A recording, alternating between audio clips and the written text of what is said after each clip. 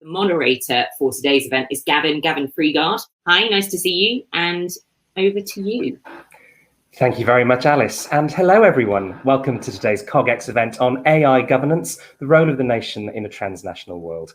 As you've heard, I'm Gavin Freeguard, a freelance consultant, and among other things, associate at the Institute for Government, special advisor at the Open Data Institute, and consultant at the Ada Lovelace Institute.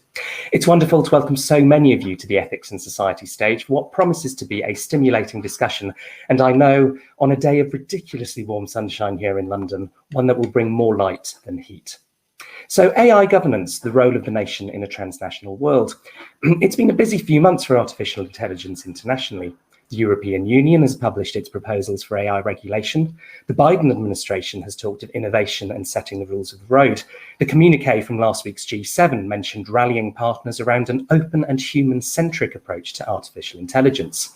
Here in the UK, unleashing the transformational power of tech and AI is one of the government's top 10 tech priorities, and a new national AI strategy is being developed. Last September, a report from the UK's Government Office for Science considered the emergence of divergent data systems that might underpin our AI future, with China, the EU and the US cast as the protagonists. It called on the UK, now out of the EU, to clearly articulate where it sees itself. So what do these global power dynamics really look like, and what do they mean in practice? Can we look past the perils of power plays to opportunities for cooperation, using AI to tackle the great global challenges of our time? And what is the UK's role and approach in all of this? What is the role of any nation in our transnational world? We've got a fantastic panel to answer those questions and more. First, we'll hear from Joanna Bryson, Professor of Ethics and Technology at the Hertie School of Governance in Berlin. Long recognised as a leading academic expert on the nature of intelligence and on the ethics of AI, she co-authored the first national level AI ethics policy, the UK's 2011 Principles of Robotics, and has contributed to international efforts by the OECD, EU, UN, the Global Partnership for Artificial Intelligence, and others. If you'd like to continue the conversation with Joanna afterwards, she's on Twitter at J2Bryson. Then we'll hear from Simon McDougall, Deputy Commissioner for Regulatory Innovation and Technology at the UK Information Commissioner's Office. Before the ICO, he led global privacy consulting practices with projects across Europe, the US and Asia. At the ICO, his work includes helping to identify, understand and address emerging technologies with privacy implications, supporting their innovation agenda and making the ICO itself more tech savvy. You can find him at SciMCD on Twitter. And after Simon, we'll hear from Sana Khareghani, head of the UK Government Office for Artificial Intelligence. She brings more than 20 years of experience in technology and business across the private and public sectors to the role, having worked as a software engineer in big corporates and startups, and as a management consultant advising senior officials throughout North America, Europe and the Middle East.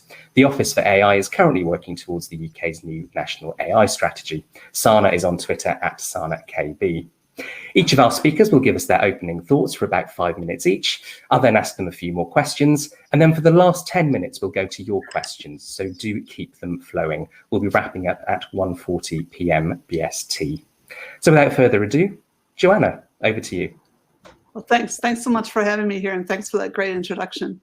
I'm actually, since I'm first, I'm set to the question of really addressing this from the top level. So for some of you, you might think like, who would think we don't need nations anymore? And for some of you, I know you're thinking, why do we still need nations? So I'm going to start out with 3 reasons we need nations.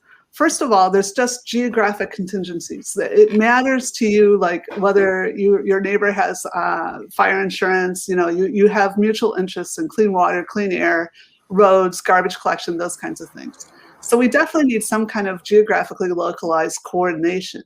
Now, since the Treaty of Westphalia, we've talked about that in terms of a monopoly of force. So somebody is not, it's not just that you're doing garbage collection, somebody is responsible for applications of force.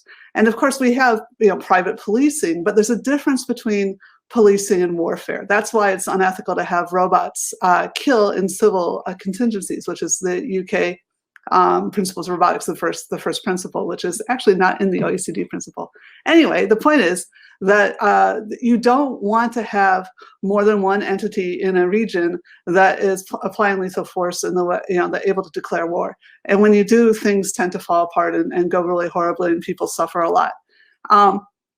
So that's a second reason. And then the third reason, for about 70 years, is that we've had an agreement through the UN that every nation is responsible for the human rights of every human within its borders. So we have a total mapping of the world of how we get taken care of. Everyone has at least one country looking out for it. If you have multiple passports, maybe more countries are looking out for you. But every single person has one country that's by international law has to take care of it. So those are just a few very high-level explanations. Now notice that the problem of monopoly and these transnational corporations, but even before we had digital, this was a problem identified in the 19th century. If you have really, really large corporations or very, very rich people, then it becomes something that's difficult for particularly democracies to handle. So, you could have two people fighting over who gets to be king, but you don't, with you have a democracy, you don't want to have these entities that have too much power. So that was the original purpose of antitrust, which has been watered down somewhat post the collapse of the Soviet Union or something. Somehow we decided that it was more about economic efficiency. And we're just starting to see, at least in the US, this reclaiming of the original intention. Just today, I believe, or maybe it was yesterday, Lena Khan was put in charge of these kinds of issues. So we're all very excited about that.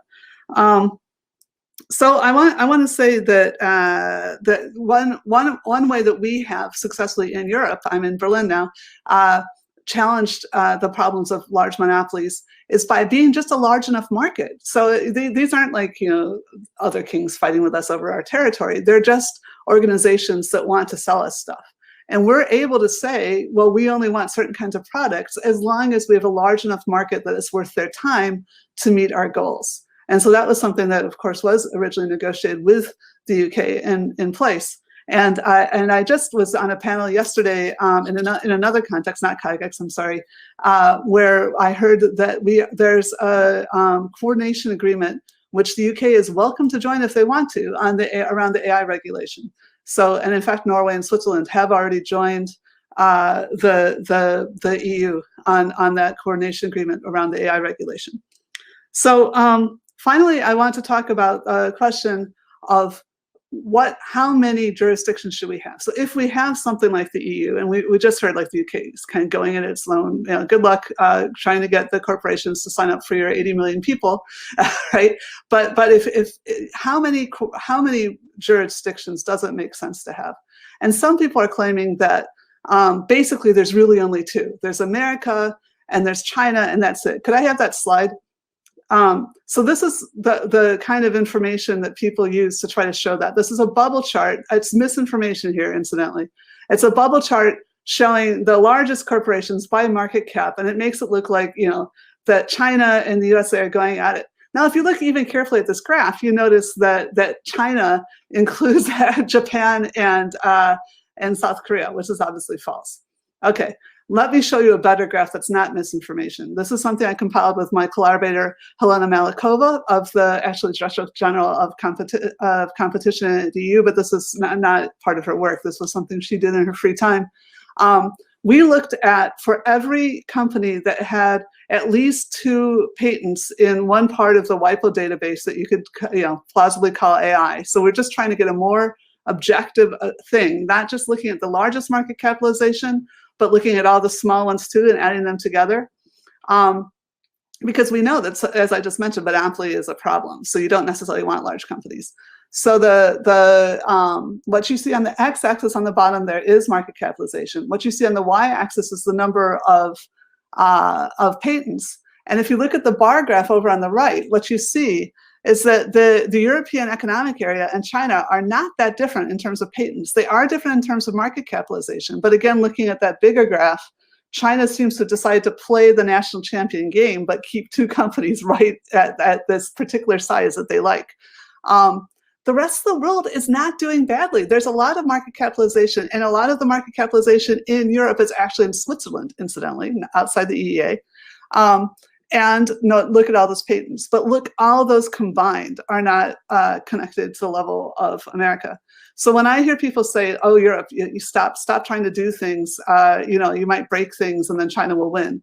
I think that might just be an effort to disrupt regulation, and I think that's a problem. So I look forward to talking about jurisdictions with my esteemed panelist colleagues. Fantastic. Thank you very much for that terrific introduction, Joanna. A really useful introduction to us all for the sort of subjects that we'll be discussing. Next, we'll hear from Simon. So Simon, over to you. Gavin, thank you. Thanks to CogX for inviting me to speak, and kind of thanks to Joanna for her words. I say kind of thanks because it's always so hard to follow Joanna because she's so damn good.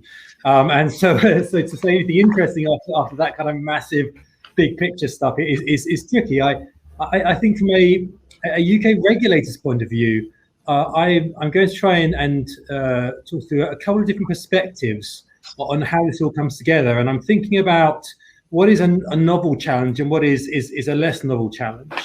And I think we have challenges around AI and regulation and how this works globally in terms of AI as a technology. And I'm sure we're not going to go into trying to define AI in this discussion. That's another discussion entirely. But we all agree there's aspects of speed and scale and heavy data usage and opacity. There are certain novel aspects of AI that are key. And then very often, I think, in these discussions, that gets blurred a little bit with the challenges, the very real challenges we have around the centralization of power around big tech. And I think Joe's second slide also illustrated that very well in terms of the market cap versus patents. We all know which organizations they are. And whilst there are some aspects of that which are very much intertwined with the use of AI, because it's the same firms using these technologies, over powerful firms exercising monopolies is a less novel challenge, I would argue. I'd say that they're actually that is something which we have dealt with as governments and society a number of times over many decades. So there's AI as a technology and how we regulate that and deal with that globally, and then there's questions of centralization of power with firms, often American or Chinese firms, and what we would call as big tech. In terms of AI as a technology, within the regulatory space, there already is a lot of coordination going on between different regulators. So the UK Information Commissioner's Office, UK Privacy Regulator, where I'm Deputy Commissioner, currently chairs the Global Privacy Assembly. That's over 100 privacy regulators from around the world, and we've produced various outputs, including a statement on AI and ethics, and had leading technologists come to speak to us around these issues. And there's an awful lot of commonality of interest in how different regulators see the risks around AI. So I think it very much talks to Joanna's point there about there being mutual interest in working together on AI regulation. I think we see that, and we see very common principles emerging that regulators can get behind. And the EU's draft AI regulation is a great contribution to that in terms of pushing forward what a framework may look like in the future around that. But then we have these other questions which are around imbalances of power, centralization of power around large technology organizations, often using AI as part of how they are exercising power. In the UK, we've tried to work as well as across privacy regulators, actually work across sector and scope as well. For instance, we have the Digital Regulation Cooperation Forum, which is the ICO, the Competition and Markets Authority, the Financial Conduct Authority, and Ofcom. So the UK privacy regulator, communications regulator, financial services regulator, and competition regulator, working together on practical matters. And one of the outputs of that has been the joint statement between the CMA and the ICO and how we work together on privacy and competition, and the input we have had into the CMA's work with Google around their privacy sandbox and the commitments that were published a few days ago. And I think internationally that also cuts across different regulators. We are realizing that in order to work to address these global transnational technology issues, it has to be a cross-sector and cross-national, international play of coordination. So we've worked very closely with colleagues within Europe and the FTC in the US and many regulators elsewhere to try and coordinate. And that's not just sector regulators, it's cross-sector regulators as well. And I think that's going to be one of the key things for addressing this going forward in a transnational world is having regulators work in a way which is as fluid and as flexible and as large scale as the organizations we're trying to regulate. Thank you. A really valuable regulator's perspective there, Simon. Thank you very much indeed. Now over to some opening remarks from Sana Khareghani, head of the UK's government's Office for Artificial Intelligence. Sana, over to you. Thank you very much, Gavin, and thank you very much for having me here today. I'm honored to be here. I think, as Simon said, it's hard to follow Joanna, but to follow Joanna and Simon, I think that's quite a mean feat. So what I'm going to do is I want to talk a little bit about what we've been doing here in the UK and what our plans are going forward, and how that might kind of interplay with some of the questions that we've posed today. So in March, the Secretary of State for Digital, Culture, Media and Sport announced that the government was developing a national AI strategy, as Gavin said earlier. And this is really to ensure that the UK remains one of the global leaders. And my team, the Office for AI, who are leading on writing the strategy, we've been busy engaging and collating evidence from stakeholders to do just that.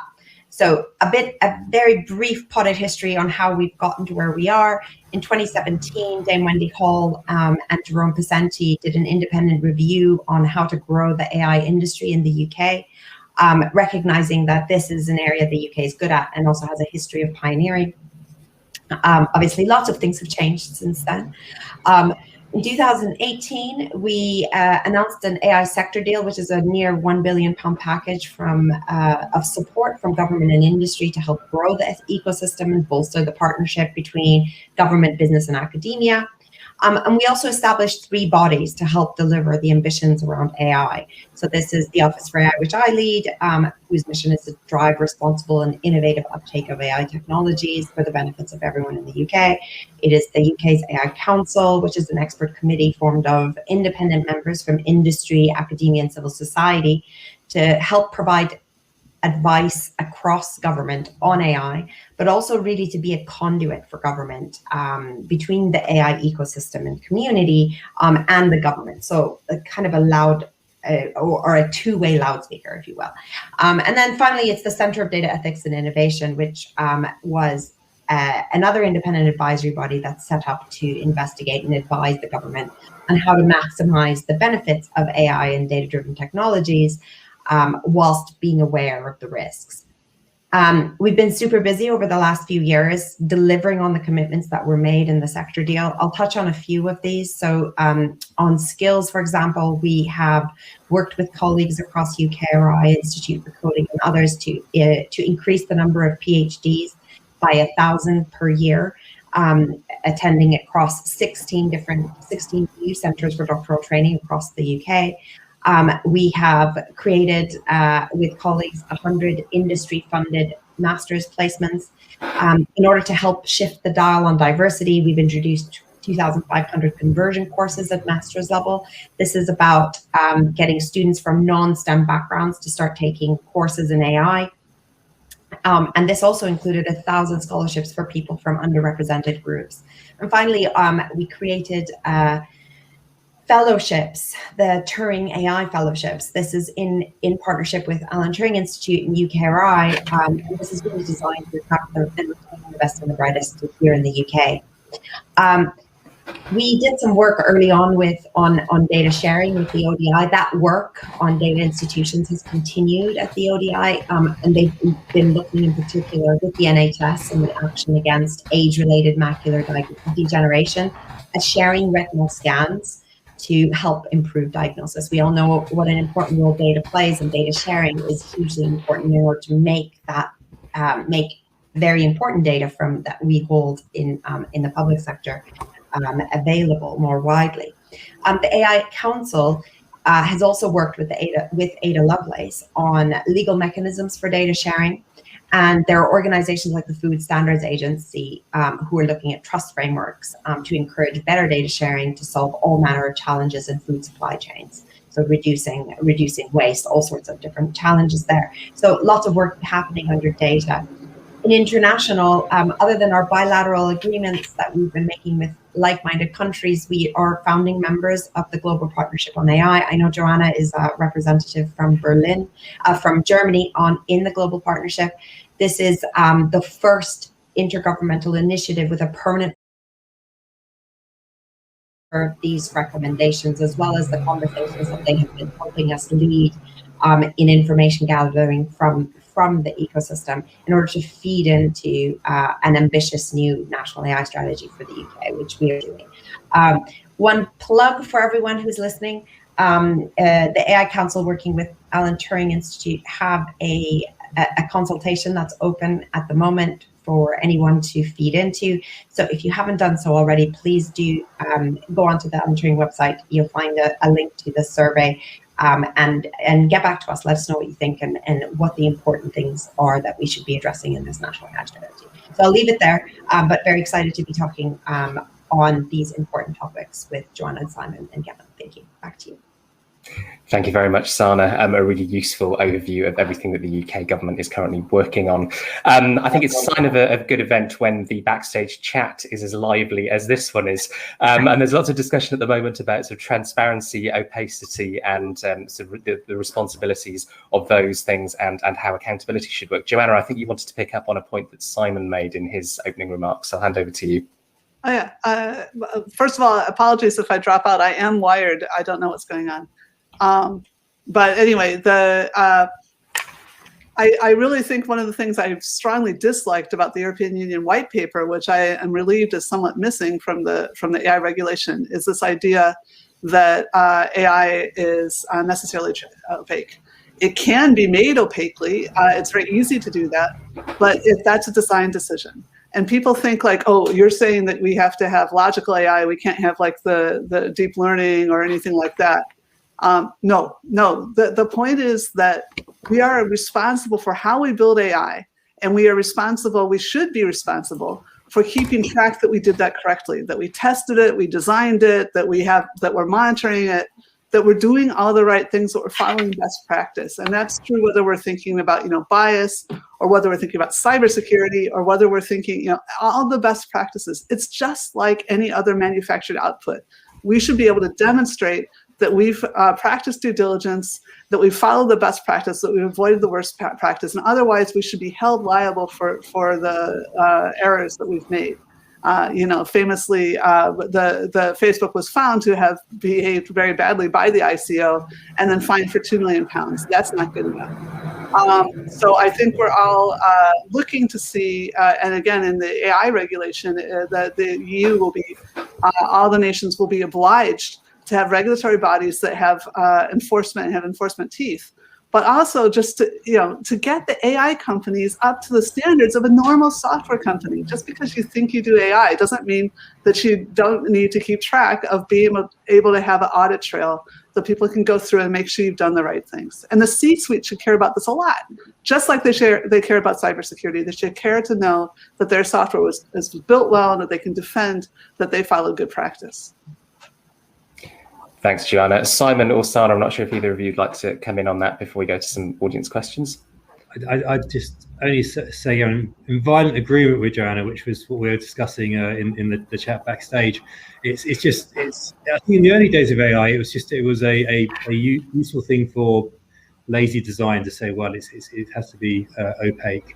When we produced our AI guidance last year, we actually started structuring the guidance, and people remember this from the early drafts, around a software development life cycle, project life cycle kind of structure. The idea being that you can make different design choices at different stages from ideation onwards as to what good AI looks like. And then we moved away from that a little bit just for the sake of the structure of the guidance, but it's something that has to work all the way through. I think there are interesting questions as to if you really are using some kind of deep learning, which is hard to explain when is that okay and when is that not okay, which is context specific. But I absolutely agree with Joanna that in most cases, good design is transparent and explainable. Thanks, Simon. Sana, anything to add on that?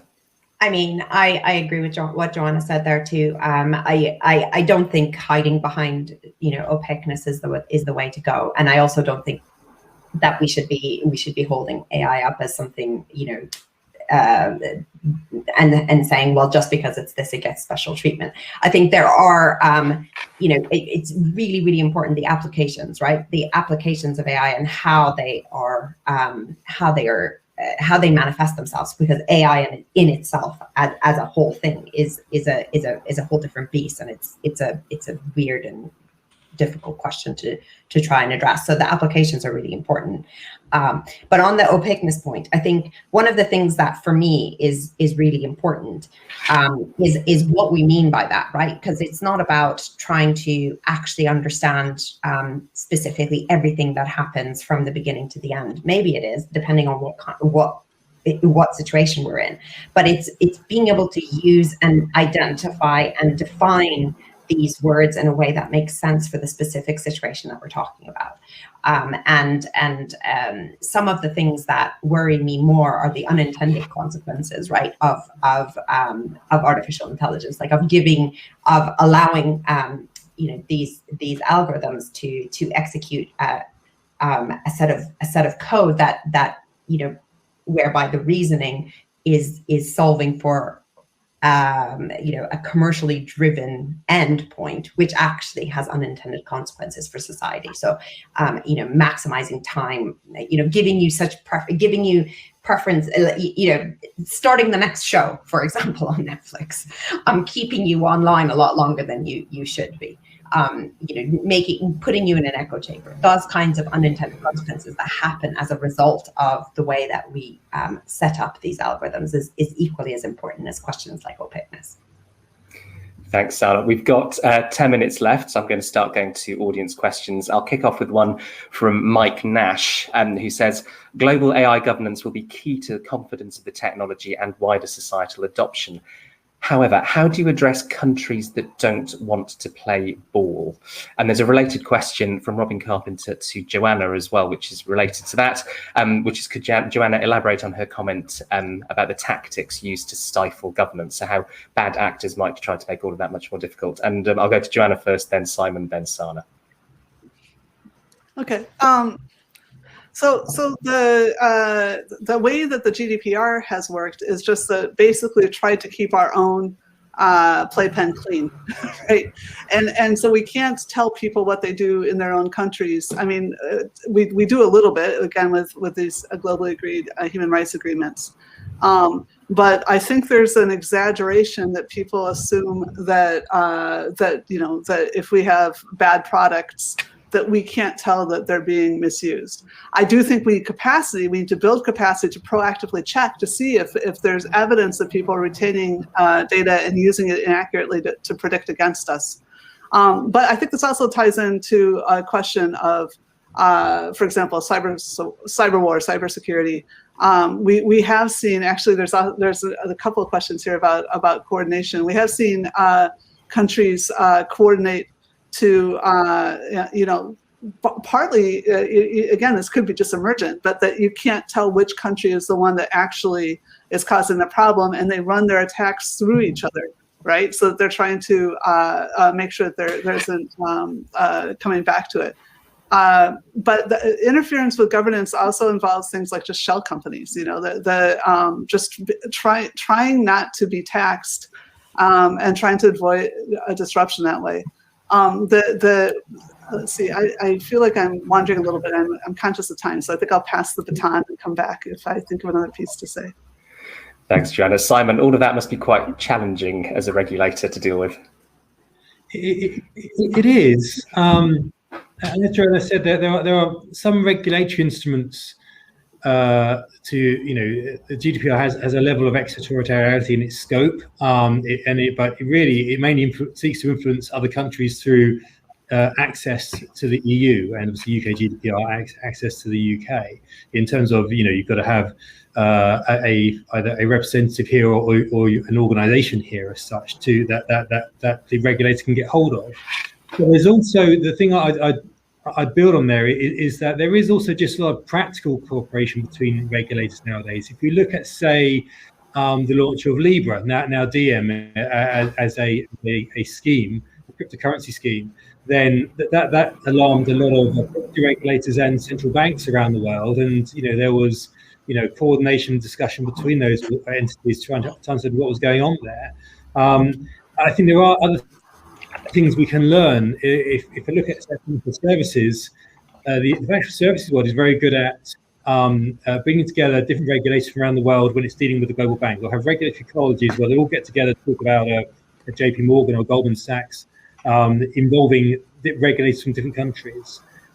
In the privacy world, we're not very good at that yet, I think, because the regulators tend to be younger and we're not used to dealing with these very large organizations. But I think there is more we can do to say, okay, if we've got somebody who is playing outside of our jurisdiction, how do we work with like-minded regulators, all within our legal boundaries, of course, to regulate more effectively? So it's work in progress, but these regulators do talk to each other. People aren't working in a vacuum. Yeah. Thank you, Simon. Sana. Gavin, it's unfair that you always come to me third because I have so little to add after all those comprehensive answers. But I think the key here is from my perspective, more and more as technology becomes pervasive, it's international, right? It's something happening in the US affects everybody across the board because we're all using the applications together. So coordination and cooperation with like-minded countries is hugely important, right? Obviously, there's competition, but the competition is now, is about making the most out of a set of technologies in your company, in your economy.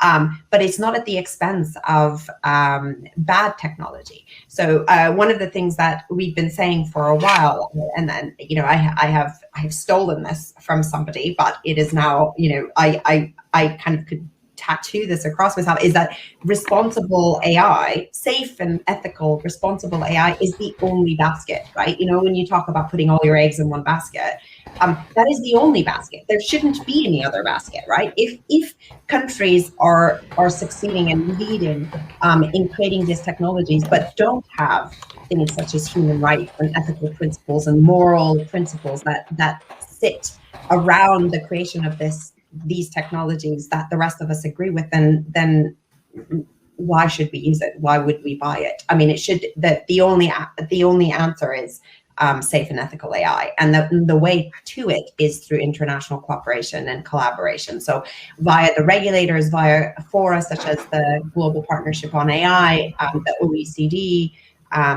UNESCO, the Council of Europe. There's lots and lots, and obviously the European Union has started to lead the way in thinking around kind of AI regulations with the white paper, and then with the regulations paper that came out recently, their position. So I think working together on getting the governance right for these technologies, and then right off the back of them thinking about what are the standards that then allow this, impose these regulations is the way that we're going to have to do this internationally.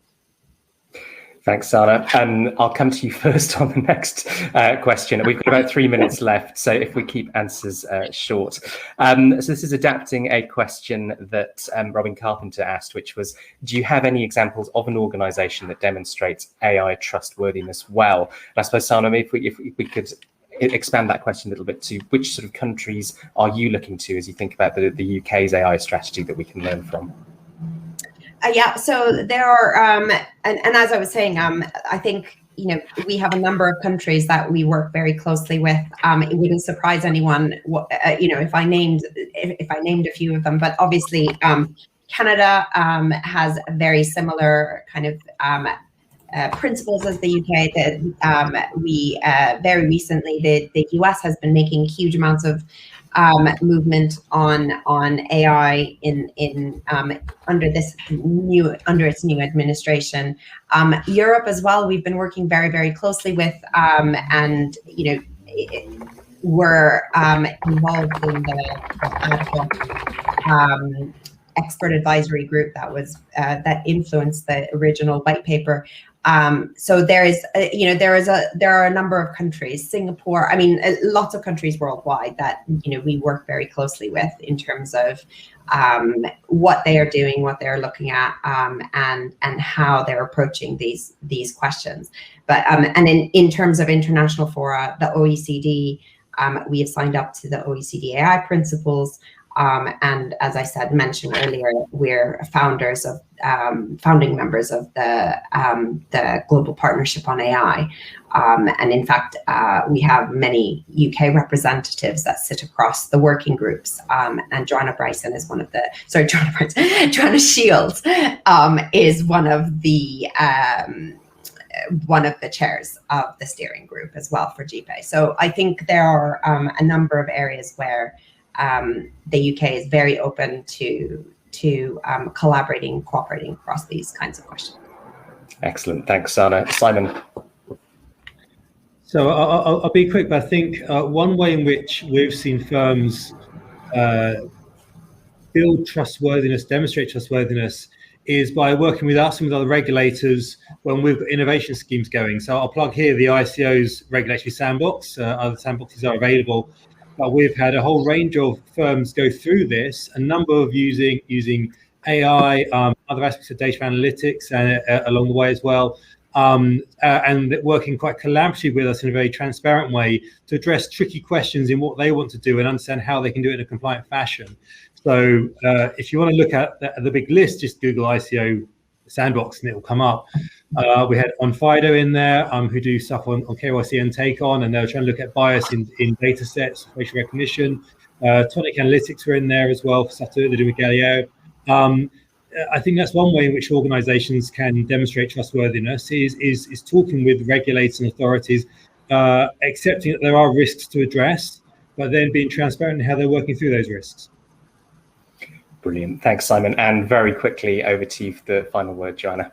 Right. Well, yeah, trustworthiness. It's a huge thing. And notice that it's not the machines that need to be trustworthy, the AI that needs to be trustworthy. It's the corporations that need to be trustworthy and the governments that need to be trustworthy. So we have to have transparency. The digital should allow us to communicate transparently. We have to trust governments and other third-party arbitrators to go in and check that there's good cybersecure records of what we were doing and that we were doing the right thing for the right reasons. I mean, that's absolutely critical. So we have to figure out how to trust each other.